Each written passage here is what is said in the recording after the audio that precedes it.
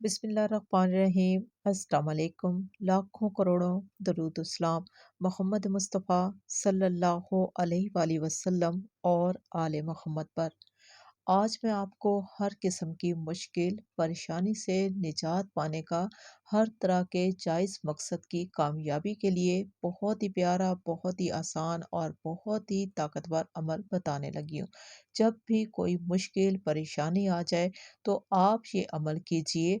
अल्लाह तबारक ताला के फजल व करम से इस अमल की बरकत से आपकी जैसी भी परेशानी होगी, मुश्किल होगी, बस 1 घंटे का अमल और एक तस्बीह आपकी ज़िंदगी बदल कर रख देगी।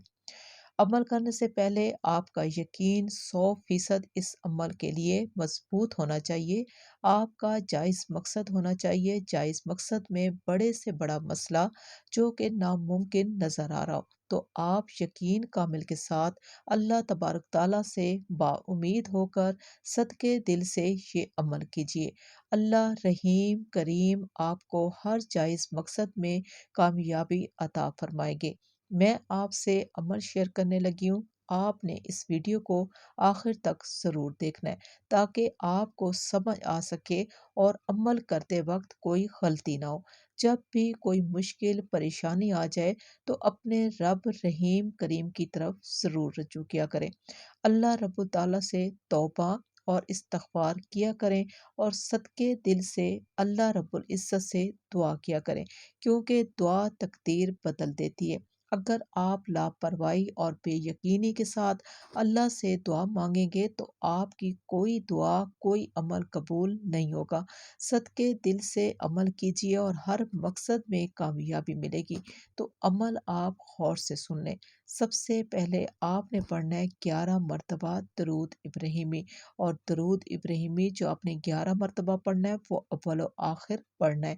इसके बाद अल्लाह का बहुत ही प्यारा नाम और बहुत ही बाबरकत नाम या ज़ल जलाल वल इकराम 100 बार आपने पढ़ लेना है। जो ही आप इस नाम मुबारक को पढ़ेंगे फौरन अल्लाह पाक आपकी तरफ मुतवज्जा होंगे और जलाल में आएंगे। फिर आपने 100 मरतबा सूरत कौसर पढ़नी है। फिर आखिर में 11 मरतबा दरूद इब्राहिमी पढ़ लेना है। इसके बाद अकेली जगह पर बैठकर आपने कमरे में अंधेरा कर लेना है। अल्लाह को राज़ी करना है, रो रो कर गिड़गिड़ा कर, अपने हर मकसद और हर कामयाबी के लिए। इंशाल्लाह आपकी हर मुराद, हर हाजत ज़रूर कबूल होगी।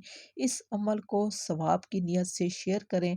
आखिर में इस दुआ के साथ कि अल्लाह पाक आप सबको ईमान और आफियत वाली ज़िंदगी नसीब करे। इजाज़त चाहूँगी। अल्लाह हाफ़िज़।